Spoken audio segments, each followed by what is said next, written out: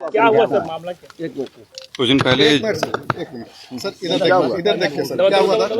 कुछ दिन पहले जो अपहरण की घटना हुई थी जिसमें डेड बॉडी मिला था, उसी में पुलिस के द्वारा इसमें अनुसंधान किया जा रहा था और जो पूरी घटना में जो लोग सम्मिलित थे उनकी पहचान करके उनकी गिरफ्तारियां की जा रही थी।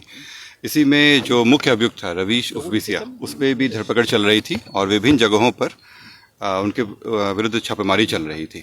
इसी में पुलिस को इन्फॉर्मेशन मिला कि वो पटना आने वाला है और यहाँ से पैसे लेकर नेपाल भागने की तैयारी कर रहा है। जानकारी मिली थी कि वो वैशाली साइड से नाव से आ रहा है और अपने जाके पैसा लेकर पटना से और नेपाल भाग रहा है। इसी क्रम में पुलिस के द्वारा दबिश बढ़ाई गई और घाटों पे उनकी चेकिंग चलनी शुरू हुई। जब इस जगह पे आए पुलिस की गाड़ी तो सामने सामने हो गया और सामने आने के बाद उसके द्वारा फायर किया गया। फायर करने के समय में पुलिस की गाड़ी में गोली लगा। पुलिस के द्वारा उनको रोका गया परंतु वो नहीं माने और फिर फायरिंग करने की कोशिश की है। पुलिस के द्वारा जब जवाबी कार्रवाई की गई तो उसमें वो घायल हुए, पैर में गोली लगा और वो वहाँ गिर गए। तुरंत ही पुलिस के द्वारा उनके हथियार को हटा दिया गया और उनको इलाज के लिए भेज दिया गया है। अभी वो इलाजरत हैं और फिर इसमें आगे अलग से केस करके आगे कार्य किया जाएगा। रवीश अकेले था या उनके साथ और भी कोई? अभी जो जानकारी मिली है उससे पूछताछ अभी हो नहीं पाया है ढंग से, क्योंकि अभी इलाजरत हैं वो। जैसे जानकारी मिलेगी आप लोग अवगत कराया जाएगा। कितने राउंड गोलियां चली है पुलिस की तरफ से और अपराधी की तरफ? उन लोग की तरफ से एक गोली चलाई गई है, दूसरे को चलाया जा रहा था वो। क्या क्या बरामदगी है? बता रहे हैं आर्म्स जो उसके द्वारा हथियार का इस्तेमाल किया गया था वो बरामद हो गया है यहाँ पे। बाकी अभी वो इलाज में है, जैसे ही वो आता है फिर उसके पूछताछ करेंगे। इतिहास क्या क्या है उसके?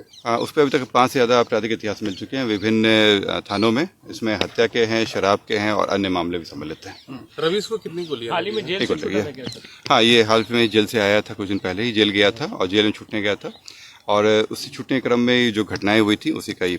इस घटना का कारण क्या पता चला है सर? पुलिस क्या मुख्य कारण? इसमें जो उन लोग के आपस में जो उन लोग के वर्चस्व लड़ाई थी और एक दूसरे पे आरोप प्रत्यारोप लगा रहे थे कि एक दूसरे के कारण ही उनको जेल जाना पड़ा है और यही कारण है जिसमें ये पूरी घटना की गई थी।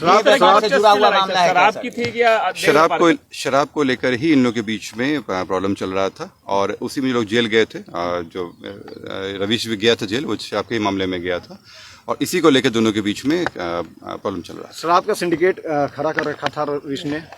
सिंडिकेट तो नहीं कहेंगे ये लोग, लेकिन शराब के लोग कारोबार में लगे हुए थे और इनका आपराधिक इतिहास भी बताता है इस तरह का कि पूर्व में भी रहे हैं और इसी कारण से इनकी ये पूरी घटना लोगों के साथ जो अभी तक आया है उसमें आया है कि इन लोगों के साथ में बातचीत वगैरह के हम लोग को मिले हैं ट्रेस। बाकी इन लोग से पूछताछ वगैरह में भी चीजें बातें आई हैं, जैसे अनुसंधान में आता है आप लोग बताया जाएगा। शराब के मामले में अभी जो पूरी घटनाक्रम में अभी 4 लोग की और गिरफ्तारी होनी बाकी है, उन पे भी लगातार काम चल रहा है, जल्दी गिरफ्तार होंगे।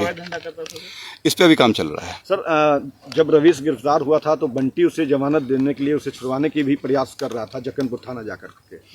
ये इस तरह का वो आया है, जब उसकी गिरफ्तारी हुई थी तो उस समय वो थाना पे आया था, जिससे ये स्पष्ट है कि इन दोनों के बीच में पहले से भी विकार चलता था और पहले के भी इतिहास भी, और आप लोग अवगत भी होंगे, वहाँ के लोकल लोगों को भी जानकारी है। और इसी जो गिरफ्तारी होने के बाद में ही इन लोगों के बीच में दूरियां बढ़ गई थी और ये जो है वो वर्चस्व को लेकर लड़ाई चल रही थी। कुछ अपराधी नेपाल देखिए ये पटना के